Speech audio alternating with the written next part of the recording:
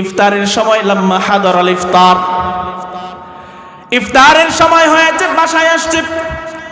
বাড়িতে এসে আল্লাহর নবীর সাহাবী হযরত কায়েস ইবনে সিরমাত আল আনসারী রাদিয়াল্লাহু তাআলা আনহু, আল্লাহর নবীর বড় মাপের সাহাবী, সৎ সরল সাহাবী, বাসায় এসে বিবি সাহেবকে ডাক দিয়ে বলে, বিবি আইন্দাকি তাআমুন, তোমার কাছে ইফতার করার মতো কোনো খাবার পানীয় আছে কি? বিবি সাহেব বলে, লা লা, আপাতত নাই, তবে আপনি অপেক্ষা করেন, আনতালিকু ফাআতলুবু লাকাত তাআম। আমার আপনার নবী রাহমাতুল লিল আলামিনের সাহাবী কায়েস ইবনে সিরমাত আল আনসারী, ওনার বিবি সাহেব বললেন, আপনি একটু অপেক্ষা করেন, আমি আপনার জন্য ইফতার বানায় আনতে যাচ্ছি। ওই সাহাবী অপেক্ষা করতে করতে তিনি ইফতারের আগে ঘুমায় গেছে। উনি ইফতার রেডি করে নিয়ে আসার পর লাম্মা জাআত ইমরাতুহু, বিবি ইফতার বানায় নিয়ে আসছে। এসে দেখি ইফতারের ঠিক আগ মুহূর্তে বেচারা ক্লান্তির কারণে, কানা ইয়াউমাহু ইয়ামালু, তিনি ক্লান্তির কারণে এত পরিশ্রম করেছে, গালাবাত আইনাহু, তিনি ঘুমায় গেছে। বিবি শাবলাম মারো আথু, যখন দেখলো স্বামী ঘুমায়, বড় আফসোসের সাথে বলা শুরু করেছে, কালাত খাইবাতান লাকা, হায় স্বামী, আপনার জন্য আফসোস হয়, আপনি 36 ঘন্টা এখন রোজা কেমনে রাখবে? বেচারা ঘুম থেকে উঠছে কিন্তু খাওয়ার কোনো সুযোগ নাই। পরবর্তী দিন একদিন রোজা রাখছে, আগে সারা রাত রোজা রাখছে। এরপরে লাম্মা ইনতাসাফান নাহারু, দিনের মধ্যাহ্নে সূর্যটা যখন মাঝ আকাশে, বেচারা গুশিয়া আলাইহি, তিনি ক্লান্ত হয়ে এমন অবস্থা হয়েছে তিনি জ্ঞান হারায় ফেলছে। আমার আপনার নবী রাহমাতুল লিল আলামিন হাবিবে কিবরিয়ার কাছে লাম্মা যুকিরা যালিকা লিন নবী সাল্লাল্লাহু আলাইহি ওয়াসাল্লাম, আমার আপনার নবীর কাছে এই ওয়াকিয়া যখন বিস্তারিত বলা হলো, নবী আল্লাহর কাছে দোয়া করলেন, ও মালিক, তুমি আমার উম্মতের জন্য রোজাকে সহজ করে দাও। সুবহানাল্লাহ। আল্লাহ, তুমি আমার উম্মতের জন্য রোজাকে সহজ করে দাও। আল্লাহ নবীর দোয়া কবুল করে উম্মতের জন্য আল্লাহ বিধান নাজিল করে দিয়েছেন। আল্লাহ তাআলা জিব্রাইল আমিনকে পাঠিয়ে দিয়েছে, জিব্রাইল যাও যাও যাও, আমার নবীর উম্মতের জন্য বিষয়টাকে সহজ করে দিলাম। আল্লাহ জিব্রাইল আমিনকে পাঠিয়ে দিয়েছে, জিব্রাইল নবীর কানে পড়ে পড়ে শোনায়, উহিল্লা লাকুম লাইলাতাস সিয়ামির রাফাসু ইলা নিসাইকুম হুন্না লিবাসুল লাকুম ওয়া আনতুম লিবাসুল লাহুন্না। আল্লাহ তাআলা আয়াত নাজিল করেছে, ইফতারের সময় যদি ঘুমায়া যাও সমস্যা নাই, রাতের বেলায় তোমরা পানি খাইতে পারবা, তোমরা পান করতে পারবা, তোমরা খাবার খাইতে পারবা, তোমরা চাইলে রোজার রাতের বেলায় স্ত্রী সহবাস করতে পারবা। বিধানকে আসান করে দেওয়া হয়েছে। বাসান আমার, এরপরে আল্লাহ তাআলা আয়াত নাযিল করেছেন সূরা বাকারা, ফামান শাহিদা মিনকুমুশ শাহরা ফালইয়াসুমহু। এই দুনিয়ার মানুষ, তোমরা জীবিত অবস্থায়, সুস্থ থাকা অবস্থায় কেউ যদি রমজানের দিন পেয়ে যাও, ওই ব্যক্তিটা যেন পরিপূর্ণ পুঙ্খানুপুঙ্খানুভাবে রোজা রাখে। এই জন্য আল্লাহ তাআলা বলেছেন, বান্দা, দুনিয়াতে যত আমল আছে সমস্ত আমলের মধ্যে রোজা বড় দামি। আল্লাহ তাআলা হাদিসের মধ্যে বলেন, সহিহুত তারগিব ওয়াত তারহিব কিতাব, কুল্লু আমাল ইবনি আদম লাহু, সব আমল বনি আদমের, ইল্লা সিয়াম, রোজাটা শুধু আমার, ফা ইন্নাহু লি, রোজা আমি আল্লাহর জন্য, ওয়া আনা আজজি বিহি, সমস্ত আমলের নির্ধারিত সওয়াব নির্ধারণ করা আছে, আর রোজার সওয়াবটা আমি আল্লাহ নিজের হাতে বান্দাদেরকে বোঝা দিব। বাজান আমার, এই জন্য রোজা খুব গুরুত্বের সাথে আদায় করবেন তো ইনশাআল্লাহ। যদি রোজা না রাখেন, শেষ হাদিস 2 মিনিট, যদি রোজা না রাখেন, আমি হই, আমার বাপ হোক, আমার দাদা হোক, আমার মা হোক, আমার বউ হোক, যদি রোজা না রাখেন, সবার জন্য সমান শাস্তি, ঠিক কিনা বলেন? সবার জন্য এক শাস্তি। সহিহুত তারগিব ওয়াত তারহিব কিতাবের 1005 নম্বর হাদিস, নবীজি সাল্লাল্লাহু আলাইহি ওয়াসাল্লাম বলেন, বাইনা আনা নাইমুন, আমি একদিন ঘুমাচ্ছিলাম, এমন সময় ঘুমের করে আতানি রাজুলান, 2 জন ফেরেশতা আমার কাছে আসছে। আমি ঘুমের মধ্যেই দেখলাম, আখাযা বিদবাইয়া, আমার এই বাহুর মধ্যে 2 ফেরেশতা ধরেছে। ধরার পরে 2 ফেরেশতা মিলে আমাকে আতায়া পি জাবালান ওয়ারা, আমাকে নিয়ে একটা দুর্গম পাহাড়ের মধ্যে এসেছে, যেই পাহাড়ে কোনো সবুজ ঘাস ছিল না। পাহাড়টা দেখতে ভয় লাগে, ভয়ঙ্কর একটা পাহাড়। নির্দিষ্ট একটা জায়গায় আমাকে রাখছে। রাখার পরে আমাকে ফেরেশতা দয় অর্ডার করলেন, সাদ নবী মুহাম্মদ আপনি পাহাড়ের উপরে ওঠেন। আমার আপনার নবী ভয় পেয়ে গেছে। দুই ফেরেশতারে বলে, ইন্নী লা উতিকু বিহি, না না, এইভাবে এই পাহাড়ের উপর আমি উঠতে পারবো না, আমার ভয় লাগে, আমার পক্ষে সম্ভব না। আমার আপনার নবী রাহমাতুল লিল আলামিন হাবিবে কিবরিয়া এইভাবে অপারগ পেশ করার পরে ফেরেশতাদ্বয় বলে, নবী ইন্না সানুসাহিলু লাক, আমরা আপনাকে ঠেলায়া ঠেলায়া পাহাড়ে তুলবো, আপনি ওঠা শুরু করেন। নবী আমার পাহাড়ে উঠতেছে।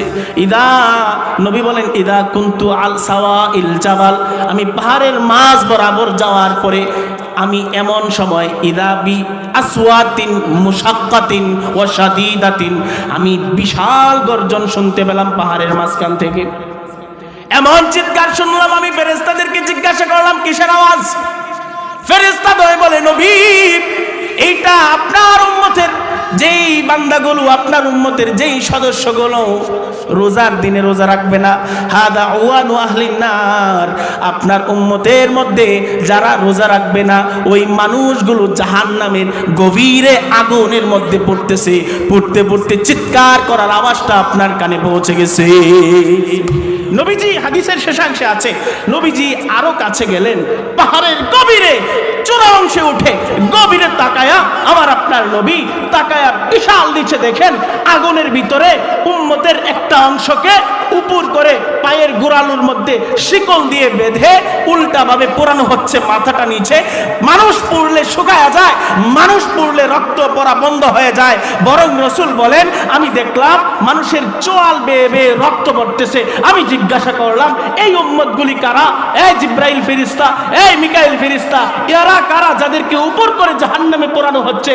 আমার আপনার নবীর প্রশ্নের জবাবে জিব্রাইল মিকাইল বললেন, আল্লাযীনা ইফতিরুনা ক্বাবলা তাহিল্লাতি সাওমিহিম, ইয়া রাসূলুল্লাহ আপনার উম্মতের ওই ব্যক্তিগুলো যারা রোজা রাখবে ও কারণে অর্ধেক দিন রোজা রাখা ভাঙা দেয়, এদেরকে পোড়ানো হচ্ছে। নাউজুবিল্লাহ মিন যালিক।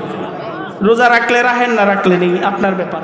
ইমাম শাফি রহমাতুল্লাহি আলাইহি তিনি বলেন, ইমাম নববী রহমাতুল্লাহি আলাইহি তার লিখিত কিতাব ইমাম উদ্দিন ইবনে কাসির রহমাতুল্লাহি আলাইহি তাফসীর ইবনে কাসিরের মধ্যে ইমাম শাফি রহমাতুল্লাহি আলাইহির কথা তিনি উল্লেখ করেছেন। চার মাযহাব, বড় চার মাযহাবের এক মাযহাবের প্রণেতা ইমাম শাফি তিনি বলেন, এই দুনিয়ার মানুষ শোনো, লাউ তাদাব্বারান নাস হাদিহিস সূরা, লাউ তাদাব্বারান নাস হাদিহিস সূরাতা লাওয়াসিআতহুম। এই দুনিয়ার মানুষ শোনো, এই চার মাযহাবের অনুসারীরা শোনো, তোমরা যদি পুরা কোরআন শরীফ লাগবে না, পুরা 30 পারা লাগবে না, পুরা 10 পারা লাগবে না, পুরা 20 পারা লাগবে না, তোমরা যদি আল্লাহর কোরআনের ছোট একটা সূরা সূরাতুল আসরকে গবেষণা করে পথ চলতে পারো, সূরাতুল আসরকে রাহনুমা করে পথ চলতে পারো, সূরাতুল আসরকে সামনে নিয়ে পথ চলতে পারো, ইমাম শাফি বলে দুনিয়ার মানুষ শুনে রাখো, লাওয়াসিআতহুম, এই এক সূরার গাইড মেনে চলার কারণে আল্লাহ তোমাদেরকে জান্নাতের মেহমান বানায় দিবে।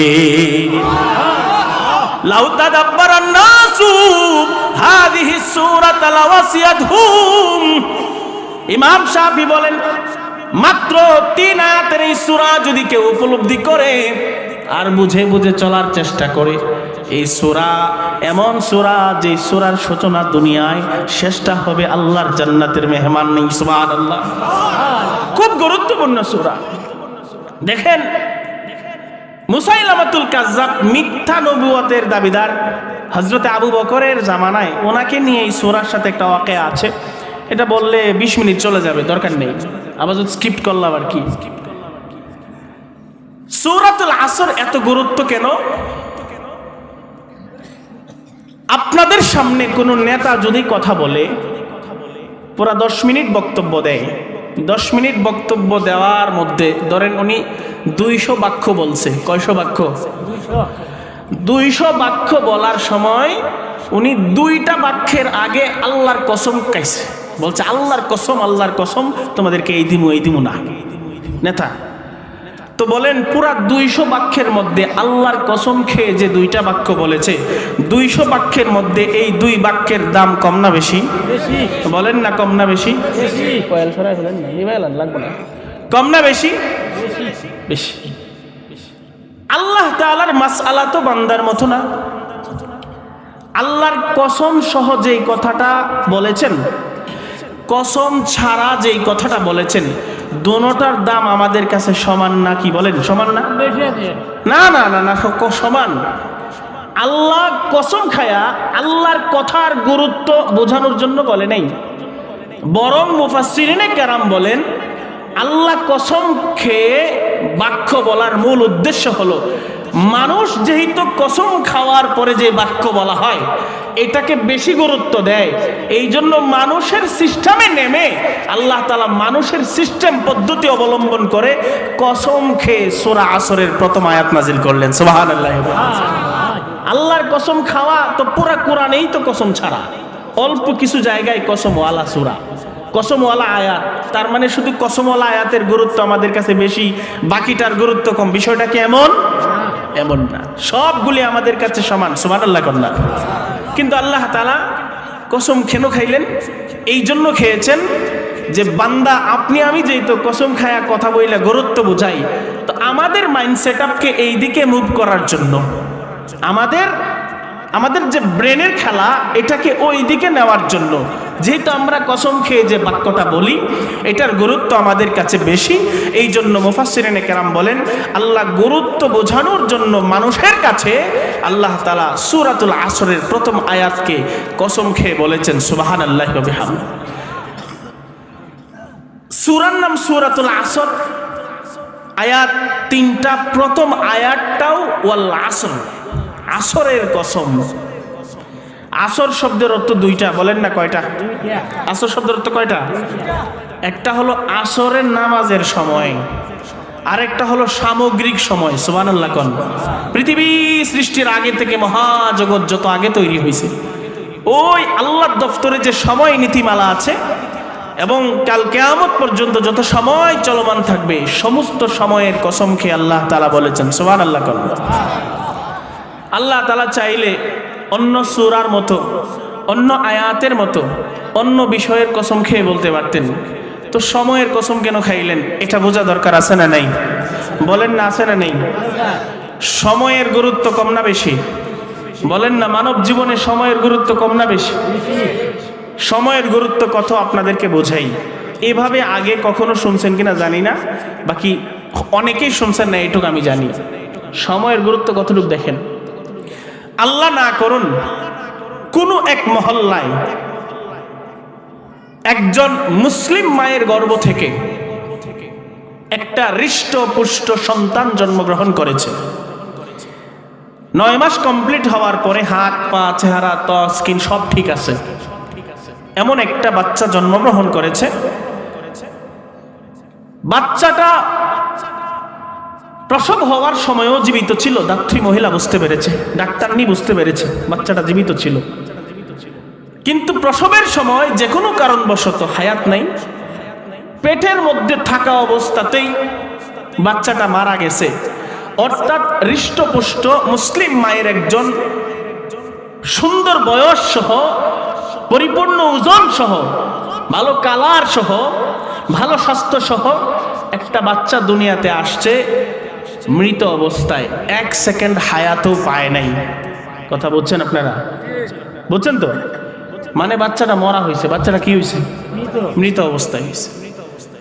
আরেকটা উদাহরণে যান, আরেকটা বাচ্চা মুসলিম মায়ের গর্ভে মাত্র 7-8 মাসে জন্মগ্রহণ করেছে। বলেন 7 মাসের বাচ্চা বিকলাঙ্গ অথবা অপূর্ণাঙ্গ হওয়ার সম্ভাবনা কম না বেশি? বেশি। দেখা যাবে যে তার বডি স্ট্রাকচারে কোনো না কোনো ত্রুটি থাকতে পারে। 7 মাসের বাচ্চাটা দুনিয়াতে আসছে, দেখতেও কালো, একটা চোখ নাই অথবা চোখ ফুটে নেই, আঙ্গুল গঠন হয় নাই, আঙ্গুল হয়েছে তো নখ গঠন হয় নাই। বাচ্চাটা জন্মগ্রহণ করার পরে 1 সেকেন্ড হায়াত পেয়েছে, শুধু একটা নাড়া দিছে, ধাত্রী মহিলা বুঝতে পেরেছেন, এরপরেই মারা গেছে। আমার এই 2 উদাহরণ বুঝে থাকলে বলেন, এই 2 বাচ্চার শরীয়তে মুহাম্মাদি ইসলামের হুকুম কি এক? এক বাচ্চা হায়াত পেয়েছে কতটুক? বলেন না কতটুক? আরেক বাচ্চা হায়াত পায় নাই। দুটো বাচ্চা মুসলিম মায়ের সন্তান, এক বাচ্চা বিকলাঙ্গ হওয়া সত্ত্বেও 1 সেকেন্ডের হায়াত দুনিয়ার ব্যবহার করেছে। এই ব্যক্তিটা আর যে হৃষ্টপুষ্ট হয়ে দুনিয়াতে এসেছে, সে হায়াত না পাওয়ার কারণে এই 2 সন্তানের হুকুম কখনো এক হবে না। আমার আপনার নবী বলেন, এই দুনিয়ার মানুষ, মুসলিম মায়ের গর্ভ থেকে যদি কোন সন্তান জন্মগ্রহণ করে মৃত অবস্থায়, সমস্ত মুফতিয়ানে কেরামের ফতোয়া হলো তারে গোসলও দেওয়া লাগে না, তার জন্য আলাদা কাফনের কাপড়ও কেনা দরকার নাই, তার জন্য জানাজাও দরকার নাই, তার জন্য হাফেজ সাহেব মাওলানা সাহেবকে জানাজার ইমামতির জন্য আনা লাগবে না। কোন রকম ওই বাচ্চাটাকে কোন রকম একটা কাপড়ের তারার মধ্যে পেঁচায়া কবরস্থানে না অথবা নিজের বাড়ির সামনে একটা জায়গায় মাটি চাপা দিলেই হলো। অপরদিকে আপনার আমার নবী রহমাতুল্লিল আলামিন হাবিবে কিবরিয়া বলেন, উম্মত শোনো, আবু দাউদ শরীফের হাদিস বাজান, নবী বলে, উম্মত, ওই যে 1 সেকেন্ড হায়াত পেয়েছে যে উম্মত আমার, দুনিয়ার 1 সেকেন্ড হায়াত পেয়েছে বিকলাঙ্গ একটা সন্তান, হৃষ্টপুষ্ট না, বয়সও ঠিক না, যাকে সবাই ঘৃণা করে, কেউ আদর করে চুমু খায় নাই, কেউ কুলেও ভালো করে নেয় নাই, দেখতে কুশ্রী ছিল, কিন্তু 1 সেকেন্ড হায়াত পাওয়ার কারণে আমার আপনার নবী বলে, উম্মত, তারে কিন্তু তুমি কাপড় দিয়া পেঁচায়া মাটি চাপা দিতে পারবা না, বরং তার জানাজার জন্য ইমাম সাহেবকে ডাকবা। হায়াত কতটুক বলেন বাজান? 1 সেকেন্ড। শুধু তাই নয়, সম্মানের সাথে তারে গোসল দিবা। শুধু তাই নয়, আমার আপনার নবী বলেন, এই উম্মতেরা শোনো, ফা ইন্না লাকা মিসলাদ দুনিয়া ওয়া আশারাতা আমসালিহা। 1 সেকেন্ড হায়াত পাওয়ার কারণে ওই বাচ্চাটা কিয়ামতের ময়দানে আল্লাহর কাছ থেকে কমসে কম 10 দুনিয়া পরিমাণ জান্নাত গিফট পাবে। মাত্র 1 সেকেন্ড হায়াত পাওয়ার কারণে হযরত নবী ইব্রাহিম আলাইহিস সালাতু ওয়াস সালামের কাছে 1000 কোটি কোটি বছর ধরে আকাশের মধ্যে ইব্রাহিম নবীর কাছে তারা খেলাধুলা করবে। সুবহানাল্লাহ কোন হায়াত কতটুকু পাইছে বুঝেন না? এই উদাহরণ কেডা কেডা বুঝছেন না দেখি? ওনারা বুঝছে না, বুঝছে হাত তুলছে। উদাহরণ বুঝছেন? হায়াত কতটুকু পাইছে বলেন না, কতটুকু? 1 সেকেন্ড পাই, একটু সারা রেডি করে দাও তো, ফুক টুকটি সরাইয়া।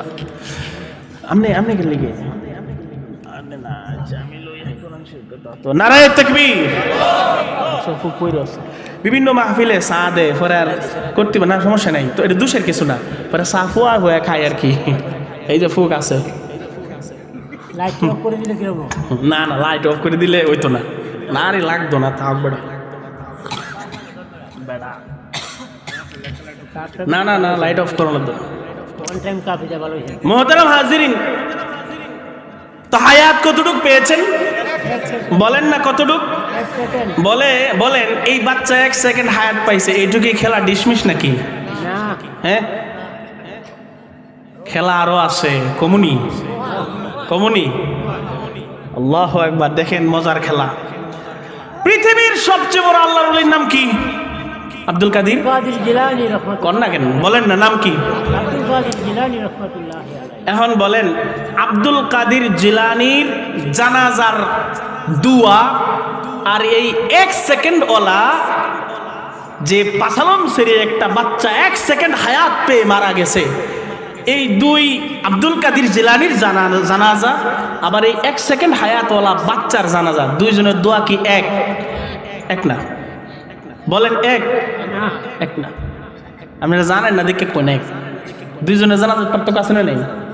এই বলেন না, যারা জানেন বাচ্চাদের আর বড় মুরব্বীদের জানাজা পার্থক্য আছে না নেই? কেমন পার্থক্য বাজান দেখেন। পৃথিবীর সবচাইতে বড় ব্যক্তি,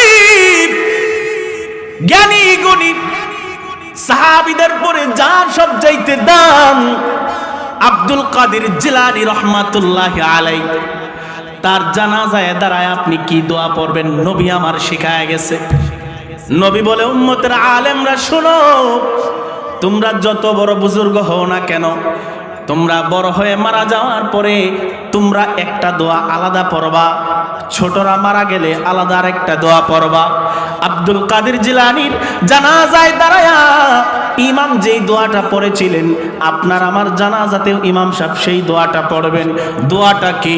দোয়াটা হলো আল্লাহুম্মা গফিরলি হাইয়িনা ওয়া মাইয়িতিনা ওয়া শাহিদিনা ওয়া গায়িবিনা ওয়া সগীরিনা ওয়া কাবীরিনা ওয়া যাকারিনা ওয়া উনসানা ইলা আখিরিহা, শেষ পর্যন্ত দোয়া।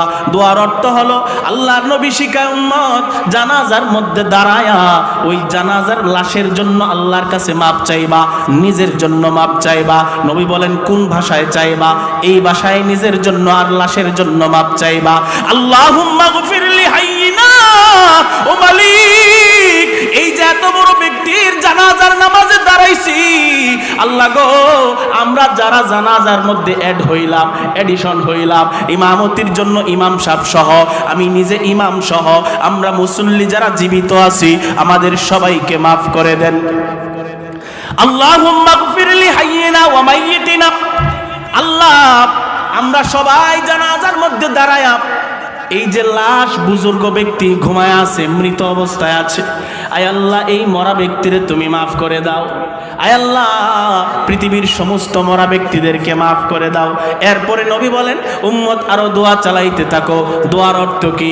আল্লাহ আমাদের পুরুষদেরকে মাফ করে দাও, আমাদের মেয়েদেরকে মাফ করে দাও। আয় আল্লাহ যারা জানাজায় উপস্থিত হয়েছে তাদেরকে মাফ করে দাও, যারা জানাজায় আসার জন্য চেষ্টা করেছে গায়েব আছে আসতে পারে নাই, আপনি তাদেরকেও ক্ষমা করে দেন। আমার আপনার নবী বলেন উম্মত বড় ব্যক্তি যত বড় বুজুর্গ হয় না কেন, ওই মৃত ব্যক্তির উসিলা দিয়া তুমি আমি আল্লাহর কাছে কিছু চাইতে পারো না।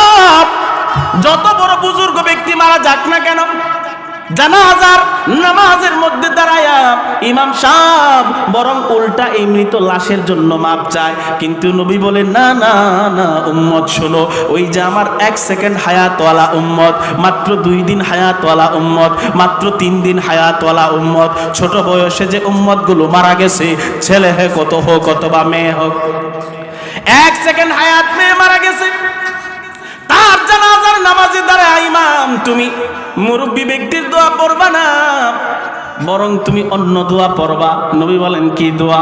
আল্লাহুম্মা জাআলহু লানা ফারদা, আল্লাহ গো এই বাচ্চাটাকে আমাদের জন্য অগ্রগামী বানায়া দেন। অগ্রগামী বুঝেন? ধরেন আমাদের এমপি সাহেব লুৎফুজ্জামান বাবর সাহেব কালকে এখানে আসবে, উনি কি এমনি হুট করে আসবো নাকি আগে প্রশাসন আসবে?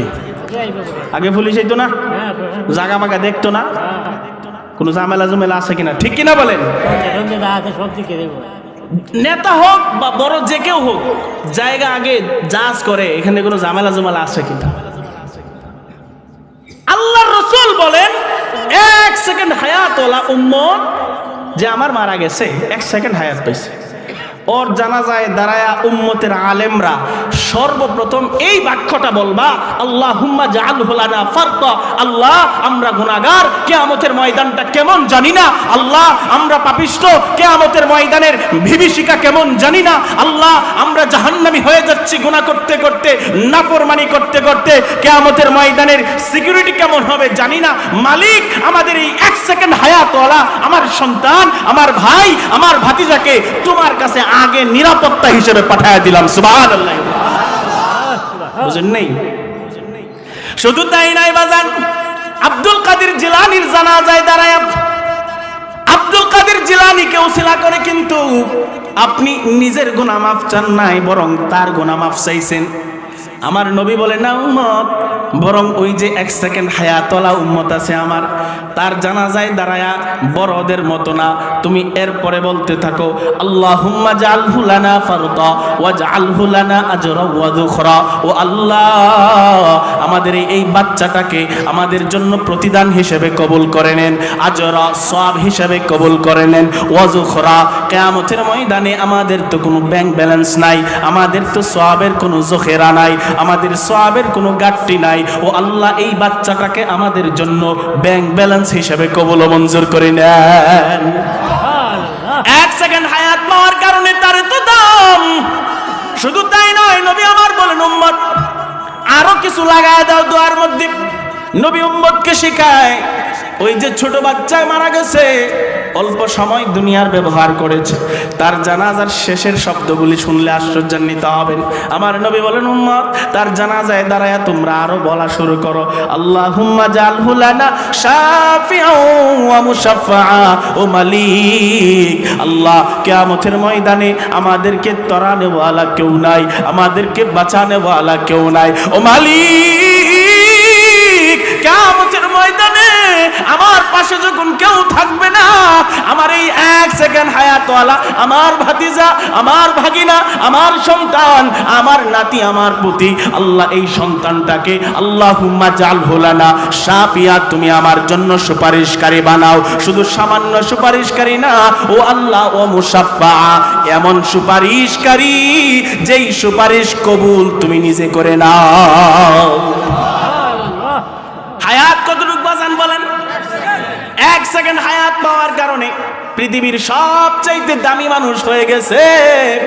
আমার নবী বলেন, ফাইন্নালাকা মিসলাদ দুনিয়া ওয়া আশারাতা আমসালিহা। এই এক সেকেন্ড হায়াতওয়ালা উম্মত শোনো, আল্লাহর পক্ষ থেকে কিয়ামতের ময়দানে তোমার জন্য বিশাল জান্নাতের ব্যবস্থা। বাজান আমার, আমি আপনাদেরকে যে উদাহরণ দিয়ে যেটা বোঝাচ্ছিলাম সেটা হলো, দেখেন সময়ের কত দাম। এই জন্য আল্লাহ তাআলা কসম খায় বলেন, ওয়াল আসর, সময়ের কসম। সুবহানাল্লাহ কন্যা, সুবহানাল্লাহ কন্যা। আল্লাহ বলেন সময়ের কসম। কেন কসম খাইলেন? এই জন্য সময়ের গুরুত্ব বোঝাতে গিয়া। আর সময়কে কেন সামনে আনলেন? আল্লাহ বলেন, ইন্নাল ইনসানা লাফি খুসরিন। আল্লাহ তাআলা বলেন, সময়ের কসম, নিশ্চয়ই সমস্ত মানুষগুলো সময়ের ব্যবহারে ক্ষতির মধ্যে আছে। সমস্ত মানুষ সময়ের ব্যবহারে ক্ষতির মধ্যে আছে। শুনেন, ছাত্র জীবনে কেউ যদি সময়ের কাজে না লাগায়, পরে খালি চাকরির পরীক্ষা দিলে হইব। দুই একটা লোক ছাড়া দেহান্ত ভালো পড়াশোনা না করে বড় পদে গেছে গা, আছে নাকি? নাই। পড়াশোনা কইরা পরে না ঘুষ দেওয়ার লাগে, আমার বেটার বেলই নাই, বেটা ঘুষ দিলে কাম হইব নাকি? সময়ের কাজ সময়ে করা লাগে।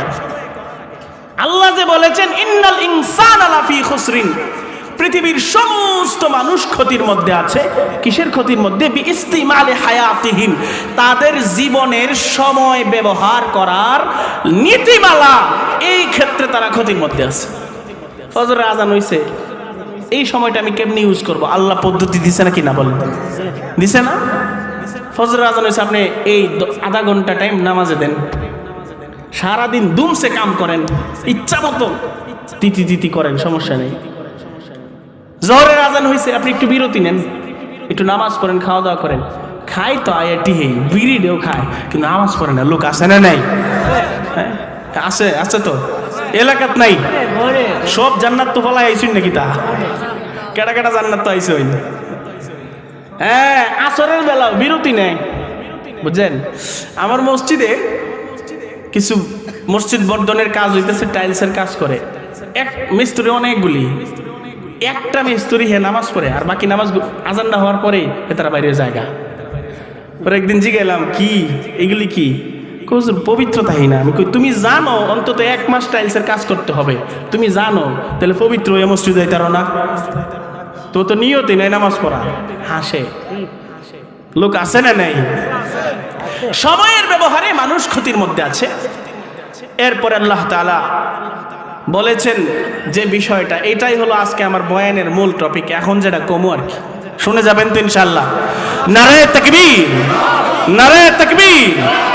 আল কোরআনের আলো, আল হাদিসের। আপনাদেরকে এখন 3টা সূরা আসরের মগজ যে কথা, 4টা বিষয় বলেই বিদায় নিব। এই 4টা বিষয় যদি আপনারা মাইনে চলতে পারেন, 4টা বিষয়কে বুঝতে পারেন, আমলে আনতে পারেন, ইমাম শাফি রহমতুল্লাহ আলাইহি বলেন তারা জান্নাতে যাবে। সুবহানাল্লাহ। প্রথম বিষয় আল্লাহ বলেন সমস্ত মানুষ ক্ষতির মধ্যে আছে, তবে 4 শ্রেণীর মানুষ ক্ষতির বাহিরে। প্রথম শ্রেণীকার আল্লাহ তাআলা বলেন ইল্লাল্লাযীনা আমানু।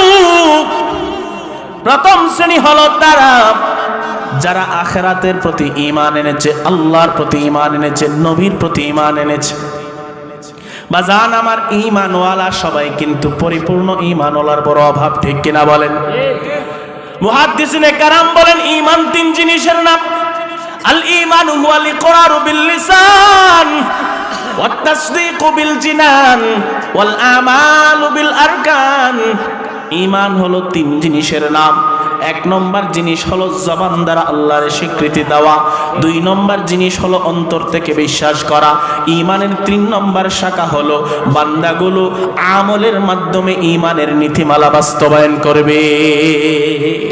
আমরা কিন্তু সমস্ত মানুষ ক্ষতির মধ্যে, তবে 4 শ্রেণী ক্ষতির বাহিরে। এর মধ্যে প্রথম শ্রেণী যারা ঈমান আনছে। সুবহানাল্লাহ। ঈমান 3 জিনিসের নাম। জিহ্বা দ্বারা স্বীকার করা, এটা আপনারা করেন কিনা বলেন? কালিমা পড়ছেন কিনা বলেন? 2 নম্বর হলো অন্তর থেকে ফিল করা, বিশ্বাস করা, এটা করেন কিনা বলেন? 3 নম্বরে আমরা ধরা, ঈমানের নীতিমালা আমলে আনি না, এরকম লোক আছে না নাই? এখানে আমরা ধরা। কেন যেন আমরা ঈমানের দাবি যেটা আমলের উপর থাকা, নামাজ আদায় করা, এটা আমরা করি না। বাজান আমার কেউ যদি আমল না করে, অন্তত কম বেশি ছোট ছোট আমলও করে, ঈমান আনার কারণে তারাও এক সময় জান্নাতে ঢুকবে। সুবহানাল্লাহ। আল্লাহ তাআলা কোরআনে হাকিমের সূরাতুল ফুরকানের 69 নম্বর আয়াতের মধ্যে আল্লাহ বলেন ইল্লা মান তাবা ওয়া আমানা ওয়া আমিলা আমালান সালিহা ফাউলাইকা ইউবাদদিলুল্লাহু সাইয়্যাতিহিম হাসানাত ওয়া কানাল্লাহু গফুরুর রহিমা। আল্লাহ তাআলা বলে যারা ঈমান আনবে, নেক কাজের প্র্যাকটিস করবে, আমি আল্লাহ তাদের সমস্ত গুনাহ মাফ করে গুনাহগুলোকে সওয়াবের ধারা পরিবর্তন করে দিব। আমি আল্লাহ বড় ক্ষমাশীল, আমার ক্ষমার কারণে সেই ঈমানওয়ালা বান্দাগুলো জান্নাতে যাবে। ঈমান এমন দামি জিনিস।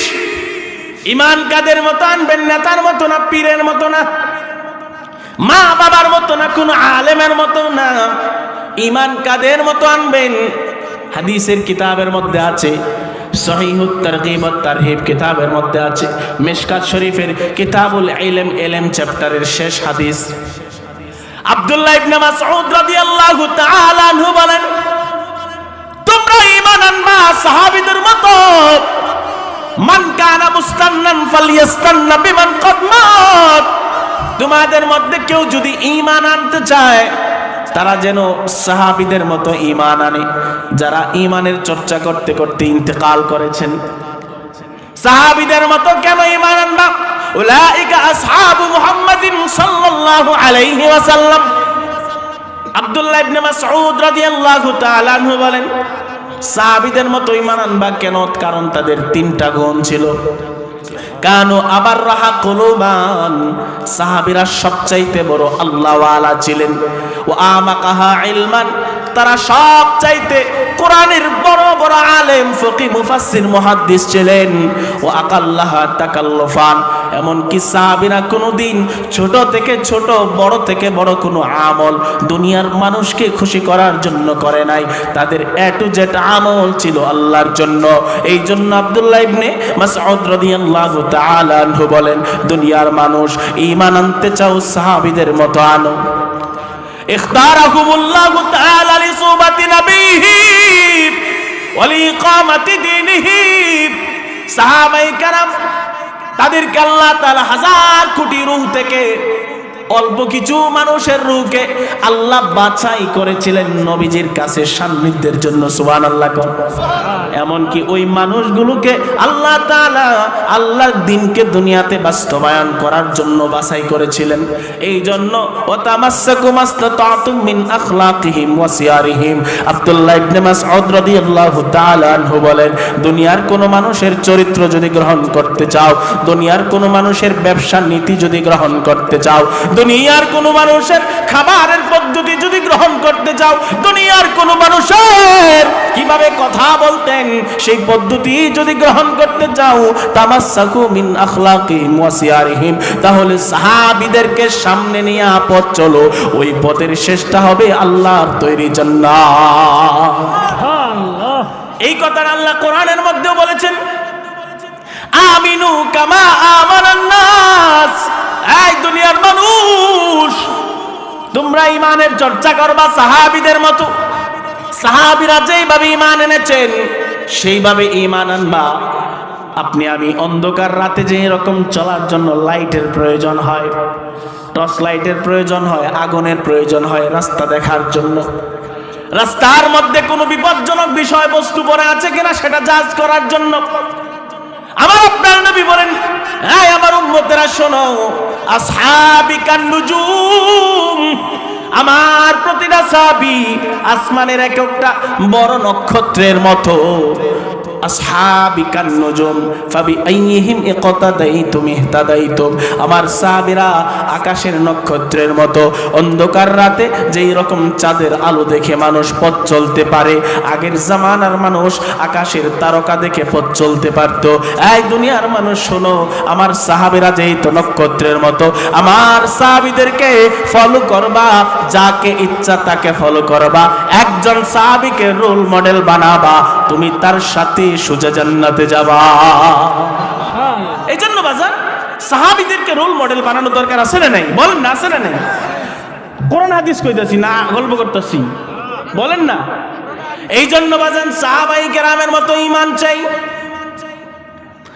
এরপর আল্লাহ বলেন, চার শ্রেণীর মানুষ কোন ধরনের বিপদে নাই, চার শ্রেণীর মানুষ কোন ধরনের ঝামেলায় নাই, ক্ষতির মধ্যে নাই। এর মধ্যে প্রথম শ্রেণী হলো ইল্লাল্লাযীনা আমানু, যারা ঈমান এনেছে। দুই নম্বর শ্রেণী হলো ওয়া আমিলুস সালিহাত, যারা নেক কাজ করেছে। সুবহানাল্লাহ। কোন দুই নম্বর শ্রেণী হলো যারা নেক কাজ করেছে, তারাও কোনো ক্ষতির মধ্যে নেই। আপনি আমি নেক কাজ বলতে কি বুঝি জানেন? এই সালাম দেওয়া, নামাজটা ফরন, এই দুইটাই নেক কাজ। কি শুধু নামাজ পড়া না, আরো নেক কাজ আছে? বলেন না, আছে না নাই? বহুত আছে, বহুত। আপনাদেরকে একটা নেক কাজ বোঝাই। লোভ সামলায়া রাখা, লোভ সামলায়া রাখা, এটাও বলেন না, এটা কি নেক কাজ? যে জিনিসটা করা কবিরা গুনাহ, এই জিনিসটা না করাই নেক কাজ। বুঝছেন? লোভী হওয়া, লোভ করা গুনাহ কিনা বলেন? দুনিয়ার দিকে শুধু দুনিয়া দুনিয়া করা, এটা গুনাহ কিনা বলেন? আখিরাতকে ভুলে গিয়া শুধু দুনিয়া দুনিয়া করা, এটা গুনাহ। এই জন্য মুহাদ্দিসিনে কেরাম এই নেক কাজের একটা শিরোনাম দিয়েছেন, যে শিরোনামের নাম হলো যুহদুন আনিদ দুনিয়া রাগবাতুন ইলাল আখিরাহ। এই নেক কাজের শিরোনাম হলো দুনিয়া থেকে মুখ ঘুরায়া আখিরাতের দিকে মুখ ঘোরানো, মানে দুনিয়া বৈরাগী হওয়া একটা নেক কাজ। সুবহানাল্লাহি ওয়া বিহামদিহি। দুনিয়ার দিকে এত কিছু মনোনিবেশন না করা, আপনার যতটুকু হলেই চলে, এতটুকুর মধ্যে মুক্তাফি থাকেন। বাজান আমার, এই আমলটা সাহাবায়ে কেরাম খুব বেশি করতেন। দুনিয়া বিমুখ ছিলেন সাহাবায়ে কেরাম। একজন সাহাবীর নাম হযরতে সাঈদ ইবনে আমের আল জুমাহি। নাম কি? সাঈদ ইবনে আমের আল জুমাহি। বড় মাপের সাহাবী ছিলেন। মানে উনি কত বড় মাপের সাহাবী ছিলেন? আমাদের প্রায় বাংলাদেশের মতো বড় একটা শহর, হিমস নগরী, এত বড়, সেই প্রাচীন 1000 বছর আগের নগরী। বাংলাদেশ তো কত বছরের ইতিহাস বলেন? ঢাকা শহর গত 100 বছর আগে গেলেই অল্প কয়েকটা দোকান সদরঘাটে ছিল, পুরান ঢাকায় ছিল। 200 বছর আগে গেলে ঢাকা অল্প আরো কম ছিল, 500 বছর আগে গেলে দেখা যাবে যে ঢাকা মনে 2-3টা দোকান আছে, ঠিক কিনা বলেন? হাজার হাজার বছর আগে যেই শহরে অসংখ্য নবী রাসূল এসেছেন, ওই শহর সিরিয়ার হিমস নগরী। এই হিমসের হযরতে উমর রাদিয়াল্লাহু তাআলা আনহু যখন অর্ধ পৃথিবীর ক্ষমতা ভার হাতে নিয়েছেন, উনি নির্বাচিত হয়েছেন। নির্বাচিত হওয়ার পরে হযরতে ওমর ফারুক রাদিয়াল্লাহু তাআলা আনহু উনি ওই এলাকার একজন গভর্নর বানায় পাঠাইছে। তখনের গভর্নর যারা হতো তারা এলাকার প্রথম এবং সবচেয়ে শক্তিশালী প্রশাসক, বুঝছেন কথা? নাম হলো সাঈদ ইবনে আমের আল জুমাহি, বড় মাপের গভর্নর। সরকারি বেতন ভাতা আছে, সুযোগ সুবিধা আছে, সব দিয়ে পাঠাইছে।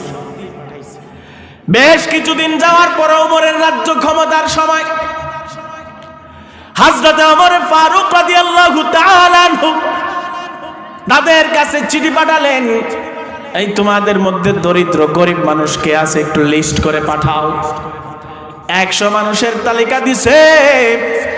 100 মানুষের মধ্যে ওই মিটিংয়ে বসে যারা বিভিন্ন ধরনের জ্ঞান রাখে, তারা ভালো করে জাজ করে বিচার করে 100 মানুষের মধ্যে সাঈদ ইবনে আমের আল জুমাহি ওই গভর্নরের নামটা প্রথম দিছে। সুবহানাল্লাহ কোন বাজান আমার আমল কারে বলে দেখেন।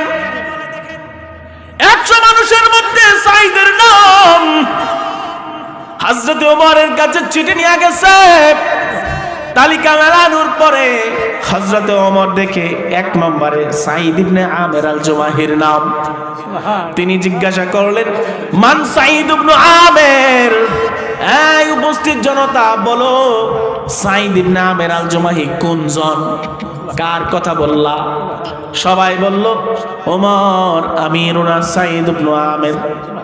আমাদের কাছে যারে গভর্নর বানায় পাঠাইছেন উনি সবচেয়ে বেশি গরিব। ওই শহরের মধ্যে ওনার থেকে দরিদ্র কোনো মানুষ আমরা দেখি না, এই জন্য ওনার নামটা সবার আগে দিলাম। হযরতে ওমর বলে, আমিরুকুম ফাকির। আরে কি বলো, এত সরকারি সুযোগ সুবিধা থাকা সত্ত্বেও তিনি গরিব কেন থাকবেন? প্রশ্ন জাগে কিনা? হযরতে ওমর বলেন, কি বলো, কেন এত গরিব? উপস্থিত ব্যক্তিরা বলে, ওমর তিনি কত গরিব শুনলে আপনি আশ্চর্যান্বিত হয়ে যাবেন।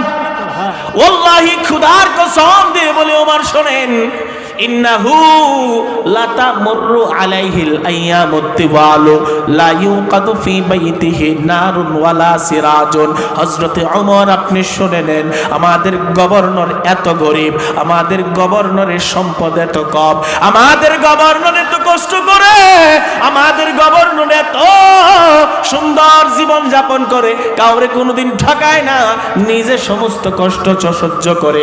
ওয়াল্লাহি খোদার কসম লাতামুরু আলাইহিল আইয়ামুত তিওয়াল, অনেক লম্বা দিন চলে যায়, অনেক লম্বা রাত চলে যায়, ওনার ঘরে কোনো ধরনের আলো জ্বলে না। লা ইউকাদু ফি বাইতিহি নারুন ওয়ালা সিরাজুন। ওনার ঘরের মধ্যে আগুনের মধ্যে, চুলার মধ্যে আগুনও ধরে না, রাষ্ট্রীয় বাতিও তিনি জ্বালায় না। হযরত ওমর বললেন, যাও ঠিক আছে, আমি তারে স্বাবলম্বী করে দিচ্ছি। 1000 স্বর্ণ মুদ্রা হযরত ওমর ফারুক রাদিয়াল্লাহু তাআলা আনহু এই ব্যক্তিদের হাতে দিয়ে দিলেন, যাও তোমাদের গভর্নরকে আমার পক্ষ থেকে উপহার দিবা। বর্তমান হিসাব অনুযায়ী 40,43,000 টাকা। আল্লাহু আকবার। এত টাকার উপর নৌকর নিয়ে গেছে স্বর্ণ মুদ্রা, 1000 স্বর্ণ মুদ্রা নিয়ে যাওয়ার পরে তারা বলে, গভর্নর মহোদয়, রাষ্ট্রপ্রধান প্রেসিডেন্ট আপনাকে গিফট করেছে, এই নেন সম্পদ। উনি সম্পদ ধরার আগে চিৎকার দিয়ে দরজার সামনে দাঁড়ায়া তিনি বলে ফেললেন, ইন্না লিল্লাহি ওয়া ইন্না ইলাইহি রাজিউন। আল্লাহ তোমার কাছে আশ্রয় চাই, তুমি ছাড়া কেউ নাই। ভিতর থেকে বিবি সাহেব বলে, কি হয়েছে বলেন? হঠাৎ করে এমনি কেন ইন্না লিল্লাহ বলছেন? বিবি সাহেব জানতেন হযরতে ওমরের কাছ থেকে প্রতিনিধি দল আসছে। বিবি সাহেব জিজ্ঞাসা করে, স্বামী আমাতা আমিরুল মুমিনিন, আমাদের প্রেসিডেন্ট হযরতে ওমর কি মারা গেছে নাকি? ওনার অন্তরে সন্ধ্যা হয়ে গেছে, যেই তো ওনার কাছ থেকে লোকের আসছে, হয়তো খবর নিয়ে আইছে। স্বামী গভর্নর সাঈদ ইবনে আমের আল জুমাহি বলে, না না না না, তিনি মারা যায় নাই, বরং কি হইছে শোনো, বাল আযমু মিন যালিক, এর থেকে আরো বড় ক্ষতি হয়ে গেছে। কি হইছে আপনি বলেন? হযরত সাঈদ ইবনে আমের আল জুমাহি বলে, স্ত্রী শোনো, দাখালাতিদ দুনিয়া ফি বাইতি লিতুফসিদা আখিরাতি ওয়া হাল্লাতিল ফিতনাতু ফি বাইতি। আই বিবি শোনো, আমিরুল মুমিনিন ওমর মারা যায় নাই, মুসলমানরা অ্যাটাকগ্রস্ত হয় নাই, বরং আমার ঘরে টাকা পয়সা সম্পদ নামের বস্তু ঢুইকা গেছে, আমি সাঈদ ইবনে আমেরের আখিরাত নষ্ট করে দেওয়ার জন্য। এটাকে জুহুদ বলে, এটা একটা আমল, জুহুদুন আনিদ দুনিয়া ওয়া রাগবাতুন ইলাল আখিরাহ। মুহতারাম হাজিরিন, টাকা পয়সা তো লাগবেই, কিন্তু জিন্দেগি গঠন করার চেষ্টা করা, ওইরকম চেষ্টা করতে